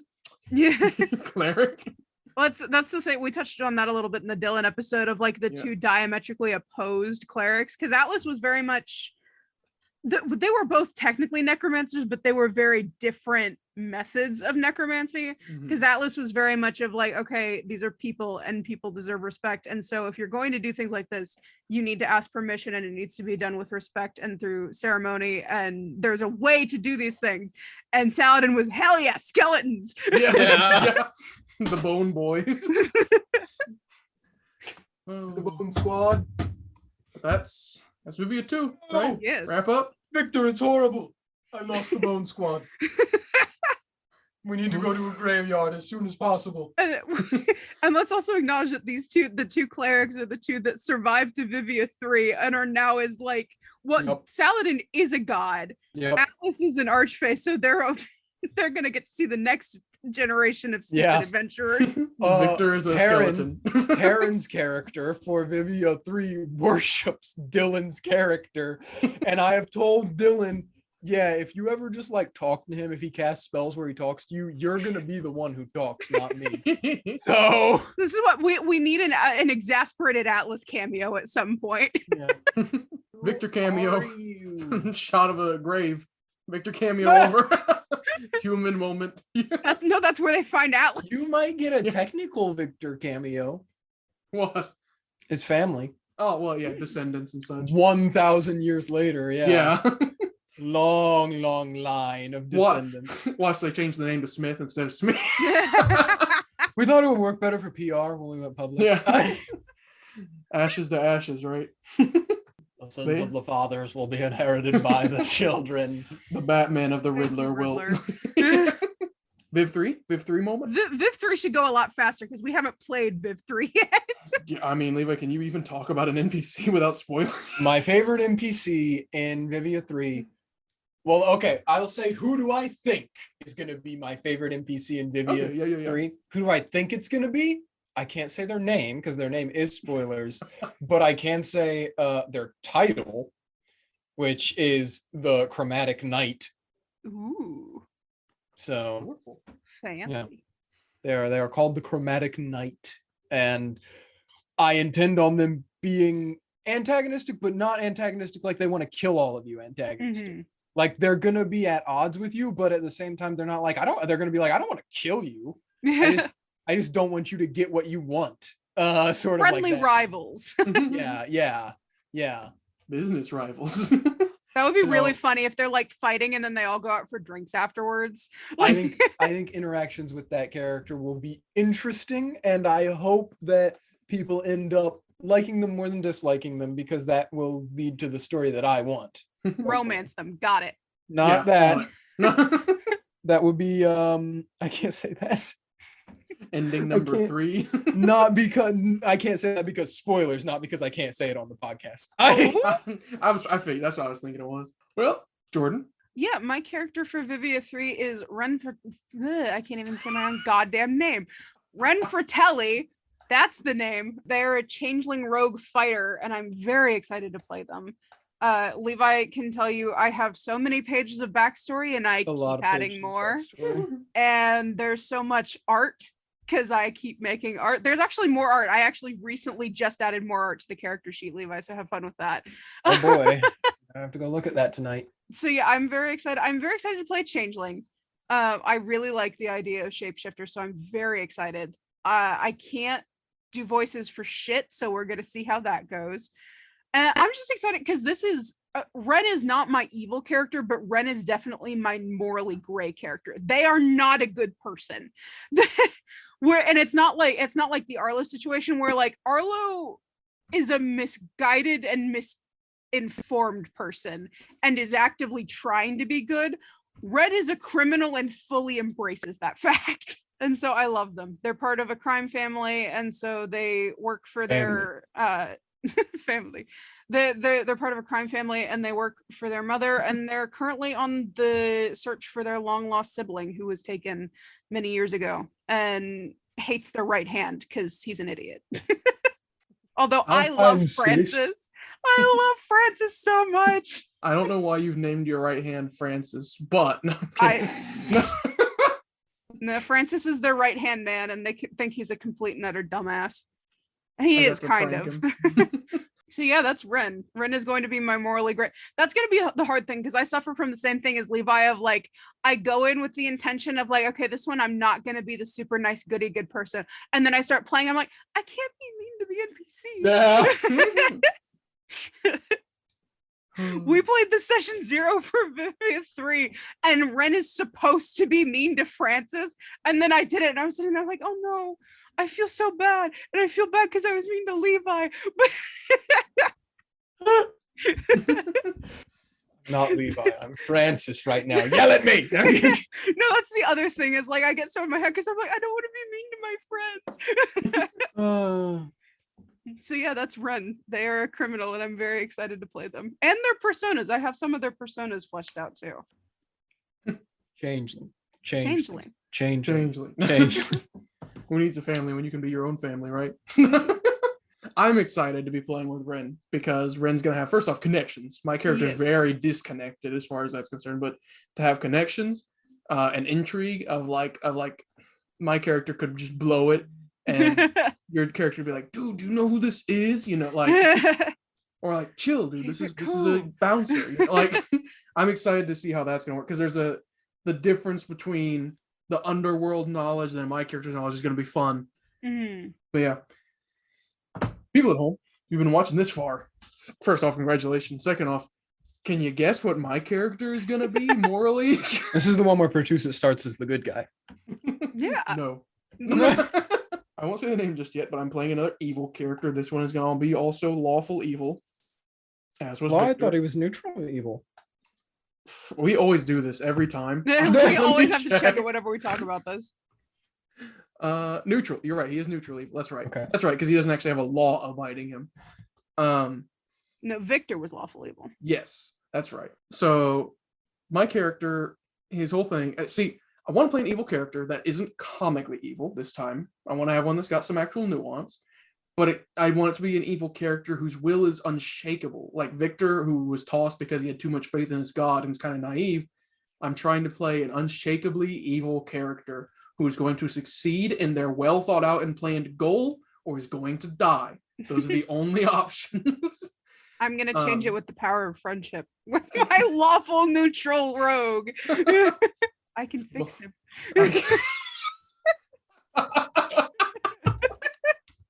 Cast mending. I can fix him. No, I can't because I'm not a caster this time. That's right. No, it's Dylan- Medley Dylan- saying I Dylan can fix him. Yeah, both. Yeah. My character is one level Hexblade Warlock. Going And to that's be. it. Yeah, 19 levels Wild Magic Sorcerer because I thought that was the most fun sorcerer subclass, and I really wanted him to be a sorcerer. Sorclock. Yeah, I did the world. People can probably guess from the build I'm doing the Hexblade for the proficiencies and defensiveness because I want him to survive. But also we made it work story wise. We're making it work. Levi worked with me on that to make it make sense. Yes. I'm especially interested in the potential of it because this character has resolved himself. He now has a firm belief in his mind. He was a slave. He wanted freedom after a long time being a slave, and he had made some friends that were slaves with him on their field that they worked on, and they were planning a revolution, an uprising, and they got caught because one betrayed the revolution. And so my character was sent to be tortured for many, many years. My character is a warforged, so he could be kept alive pretty easily and for a long time.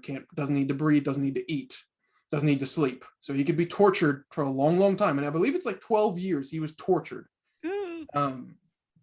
He was solely existed as a thing for the plantation owner to vent frustrations on. So he resolved himself after all that time to think. He decided, well, a world that allows for suffering like mine and other slaves can only be an evil, bad world.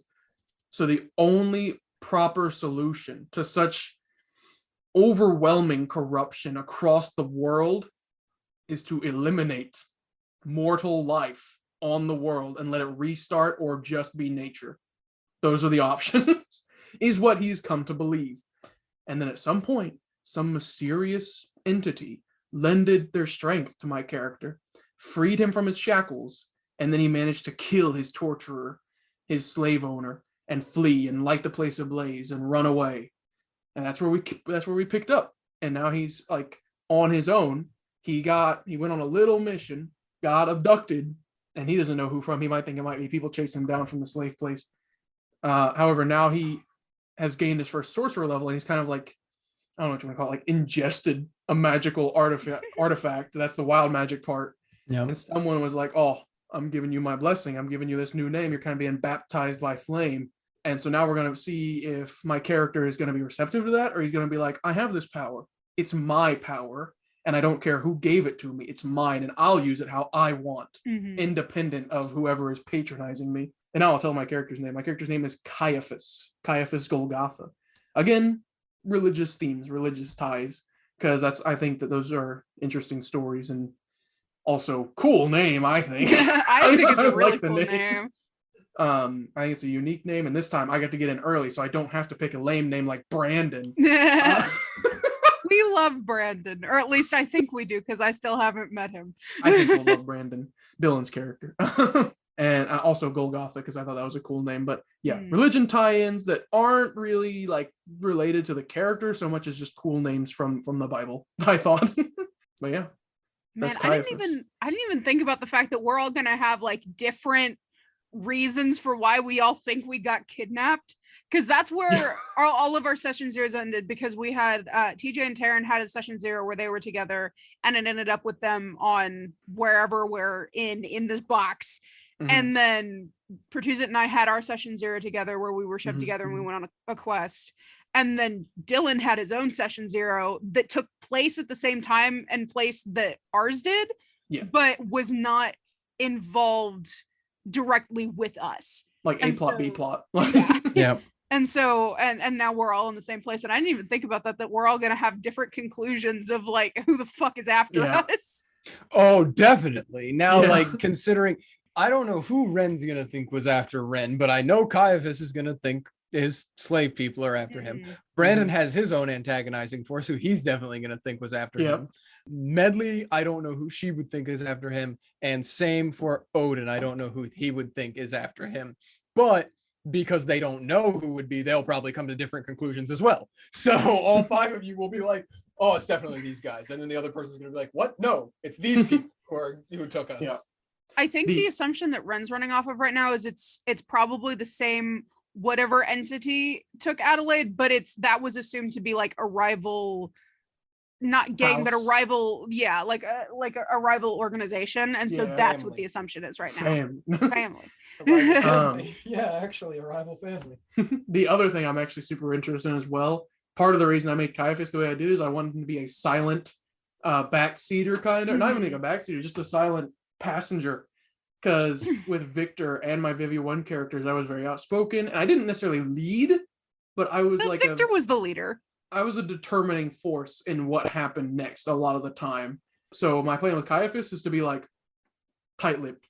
Nothing. I think Where are we going? Victor is the same thing in Vivia 2 as Zamda is in Olympus, where me and Pertusa both want to be like, we are not the leader. But in actuality, I think people on the outside would just be like, no, They're the leader. they're the No, leader of the Arlo's in group. charge, obviously. That's true. That's very true. Chirexo's in charge, really. Chirexo is in charge. No. You think you guys have ever gone anywhere because you wanted to? It's No, been I Chirexo. would buy that. I would 100% believe that.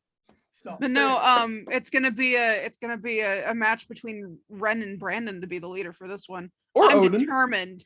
Or Odin. I don't know. Are we really Listen. gonna have the kobold? It's gonna be really funny if Odin or Brandon gets it because Brandon's a coward and True. Odin's a kobold. I'm telling you, Odin leading our group would be like if Scooby was in charge of the mystery game. Yeah, And if it's Brandon, it's like Shaggy. yeah. Like so Why, like why don't we just stay in the hotel room? yeah. And that's how we start our business campaign, where all we do is run a We business just in one run a city hotel. for 20 it's not levels. it's not even a front like Ren's Family Tavern is. It's just a hotel. Yeah. We have to do combat based on whoever, when we get like a busy lunch hour, who serves what table. It becomes They're like going to Papa's use a Pizzeria. legendary action to stop you before you get away from the table and say if they can change their side to something else. Does that mean that we get layer actions though if we're in our own Yes. tavern? Yes. The BBEG Sounds, is a Karen. Not a Karen, the Karen. Karen. The only person named Karen in the entire world. Tiamat, but is a Karen. Oh my god. But yeah, Vivia 3 is going to be very interesting, and we keep making jokes about it, but I honestly don't think that we know what to expect. Yeah. I mean, it's a long ways away. It is a so- long be ways fun. away, It'll so be I can fun. write more backstory. I'm done. Caiaphas is done.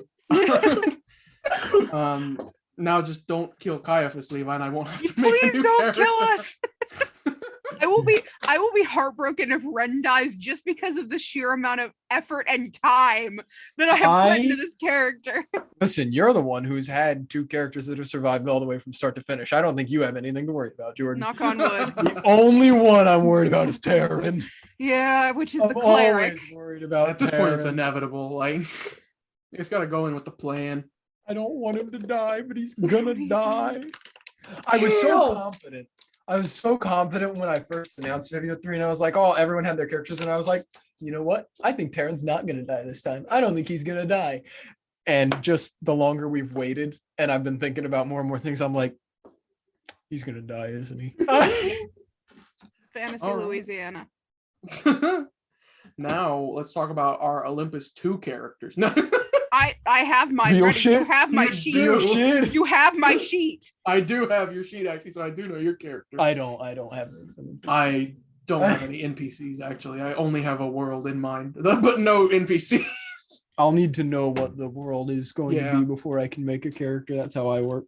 Coming soon. By the time this episode is released, Olympus 2 will have been played for a couple levels. No. I really don't think that's true. No. Not with the summer all of us have planned. We're gonna spend an entire week, 24 hours, just playing Vivia 2 after we get done with Olympus. And we're gonna Please? get it done. We're gonna Vivia get it 2? done. Oh, Vivia. Yeah, we're gonna replay Vivia 2. You Vivia get your 3. wish. The Vivia remaster. 3, 7 days in a row, 24-hour sessions. Fucking Get bet. the story done in 1 week, and then we can move on to Olympus 2. Hey, we're graduating this summer, Jordan. We can do it. There you go. Not like we're gonna have to pay bills or anything. Sad, SpongeBob sad noise. Womp womp. If the audience wants to give us money, we can do it. Please. There are only Alright. 8 of you right now, but who knows? By May there might be 400,000. All right, well, they started panhandling. We got to end the episode. Well, what do we want to touch on character creation real quick before we Oh close yeah, out? we're getting to 2 hours. This is just like a special. Yeah, this is special. All right, Levi, how do you go about creating a character, charactering a create? Creating a character. I have created a couple of DMPCs recently for Vivia 3. Not DMPC, like they have to have character sheets and not stat blocks. Yeah. And I've come to the realization that the way I create a character is usually I pick one very specific thing and I'm like, oh, that'd be cool. And then I'm like, how can I make that into a thing? Who can I place that on? So like the Chromatic Knight, that's the character I mentioned. When I made them, it was based on I was like doing other things for you guys. I was making homebrew things for it. And I was like, oh, this would be cool if an NPC had this. So then I went and made a character sheet that for an NPC that had that. And then I was also like, which class would be the most optimized to use this thing? And so then I made them that class. And then I went down a whole list of trying to optimize them the best to work for that thing that they had that I had made. Zamda, when I made Zamda, I think it sprouted from the idea that I wanted to, for Zamda, it was, I want to play a paladin. That's what it was. That was the one little thing. And then the entire character grew around the idea of, I want to play a paladin. How do I go about playing a paladin? What do I want her story to be so that she is a decent person? All these things, blah, blah, blah. And then for another, a lot of it also comes from when I make DMPC, because I don't have very many characters that I've played. I have mainly DMPCs are the characters that I've made.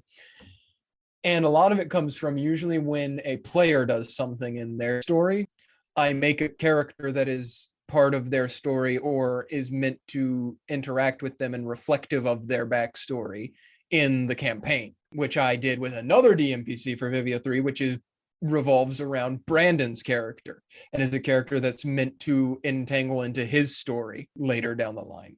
So usually the process I have is I start with a very specific thing, like Brandon needs someone to fill this role for him, or here's a item that I made that I think is really cool and I made it for my PCs, but what if also an NPC had it? Or I just want to play a paladin. It starts with one thing and then blows up from that one thing into a much bigger Tree. The Erd Tree from Elden Ring. Yo, character Erd Tree? Groot? No. Jordan, how do you create a character? Mine usually comes story first because I'm a writer, and I think that's very, very evident in every character that I've created other than Mercury. Because again, for Mercury, I didn't realize that I needed a backstory. But then once it became apparent that I did need a backstory, I kind of went a little bit nuts with Atlas. So so that's typically what I tend to do is I go concept first and then I build from there. So like I have so for example with like Ren, I had the full fleshed out who was in their family and like what their personality was like, what their relationship was with Francis, and all of that stuff. I had that first before I even started rolling for their character sheet. And then comes the art. Usually it's story, art, and then character sheet. Because and part of the reason I write a lot because I have to know everything about my character, at least that point where they are right then. Because I'm not very good at role playing. So if I can script as much as I possibly can, that's kind of where I like to live because I'm not great at I'm not great at role playing. I try. That's the thing. I had a very long and detailed backstory for Atlas specifically, but if I could go back and replay, there were a lot of things that I would do differently with the way that I played Atlas. And I think that also might partially be due to the fact of how we played Vivia 2, because a lot of it was like we played it hybrid. Some people were in person, some people were online. So it was kind of hard to play Atlas. And I think I've gotten a little bit better with Arlo. So hopefully by the time we get to Vivia 3, I'll have some shit figured out and I'll be better at improv. But my brain and improv just don't. I have to know what my character is thinking in order to be able to play the character. And so I have to have everything planned to a T before I even start figuring out like character creation and like class and all that stuff. That all comes, I manipulate all of the mechanical stuff to fit with the narrative that I've already written. And then all of my stuff, I whenever I draw my characters, they don't have armor because I A, don't like drawing armor, and B, don't aesthetically like the look of armor on my characters. So I get very into like their aesthetic and not necessarily the mechanical function of the character. So they're never drawn with gear or anything that's functional. It's just pretty. Yeah, I think you do a great job doing RP. You know, just when you play Arlo, just pop a Percocet before you get on. Cold medicine Jordan while I was sick was definitely the closest to real Arlo that we will ever get. It was tangible, palpable. You know, Arlo was in the Zoom with us. But yeah, I'm aesthetics first. That's the whole thing. I'm an idea guy. I always just go with something I think would be interesting and different, usually. Either different from what I think everyone else is going to do, what I know everyone else is going to do, or different from what I have done is my MO, my modus operandi. So like Shanae was like my first D&D character when we called it D&D that we were playing. And I was like, can I be evil? Shoot, I want to be evil, right? So I started there and I was like, evil character. Why are they evil? And then I started and I made the little silly evil, silly reason to be evil. And then Ulok, I was like, well, I've done evil. Now I want to be good. So I did a good one. And then I was like, well, I've done evil and good when Ulok retired. And I was like, I want to be neutral. So that was Baby's first character creation. And then Vivia 2 was like, I want to engage with the world and I want to create complications. I want to create interesting RP opportunities, something that would be different. When my character interacts with other characters, I want them to be like, why? Or he do be spitting, you know? Goated with the sauce. Exactly. Godded with the sauce. That one made me laugh when I said that earlier. And then in Olympus, that almost every DMPC, well, we say DMPC, we always mean, or pretty much always mean characters that require stat or character sheets rather than stat blocks. Yeah. Every time I make any of those, it's because a player character's backstory required it, or something is coming up that has a like mortal, basically what would be a playable character, an NPC. So I'm like, well, I have to make them, you know, a character sheet, not a stat block, because they would have player character capabilities. They're a cleric, you know, they're not, I don't know, Cat, or they're not Kate, they're a cleric, a something level cleric who's named Kate. But then there are some that I make for the sole purpose of being foils. Like you guys are in the human place right now in the campaign, meeting a lot of humans. Humans is mostly Zamda's thing. So a lot of them are written to be like, how would Zamda handle this situation of a human, you know? How would Zamda handle this human and why they think differently than her, or how they feel about her, or how they feel about their hometown or their devastation of their hometown. So that's written to create a character that is, it starts with, why would they be a challenging force to Zamda? Or would they be a challenging force? Would they be a supporting force? And then what is the challenge? What is the support? Why did it come to that point? And then from there, I'm like, okay, now we just run with it and we make it into a character. And then for Caiaphas, again, it was like, I want to make a character interesting that could have an impact on the world and was also birthed from the world that he's in. He is an element created from Levi's world, and I want him to leave an impact on the world. Vivia 2 inspired me for that one a lot, because although Victor did have a big hand at the end of Vivia 2, obviously the ones that ascended to literal godhood and created kingdoms made me go like, well, I'm jealous. So I want to have one that has a really big impact on the world. So that's character creation for me. So which one of us does it right? No, I'm kidding. Let us know in the comments.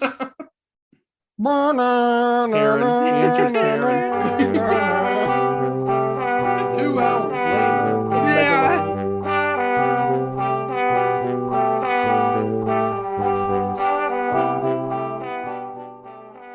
Hi, this is Jordan from Nat One Podcast. We hope you enjoyed the episode you just listened to, and we hope that you come back for more soon. If you'd like to keep up with the zany shenanigans of our lives and the different things that we do, you can find us on Twitter, TikTok, Spotify, YouTube, Castbox, and Anchor. We look forward to seeing you again soon. And hey, thanks.